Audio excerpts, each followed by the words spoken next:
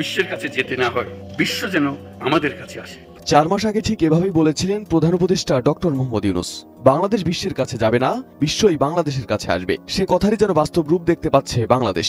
এই সাহসী উচ্চারণের প্রমাণ রাখতে যাচ্ছে বাংলাদেশ ইনভেস্টমেন্ট সামিট 2025। 7 এপ্রিল থেকে 10 এপ্রিল ঢাকায় অনুষ্ঠিত এই আন্তর্জাতিক সম্মেলন কেবল বিনিয়োগ আকর্ষণের মঞ্চ নয়, বরং এটি বাংলাদেশের জন্য এক নতুন অর্থনৈতিক রূপান্তরের সূচনা।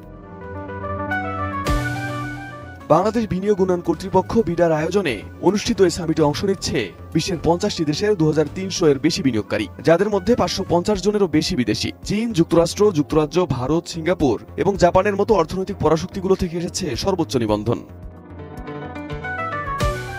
এ সামিটের লক্ষ্য একাধিক: বাংলাদেশের অবারিত বিনিয়োগ সম্ভাবনা তুলে ধরা, জুলাই বিপ্লব পরবর্তী অর্থনৈতিক সংস্কার প্রদর্শন এবং দীর্ঘমেয়াদী বৈশ্বিক বিনিয়োগ সংযোগ সৃষ্টি করা। এই সামিটে যে ব্যক্তিরা অংশ নিচ্ছেন তাদের নাম শুনলেই সম্মেলনের গুরুত্ব বোঝা যায়, কারণ এই সামিটে অংশ নিচ্ছে বিশ্বের বড় বড় সব প্রভাবশালী কোম্পানি।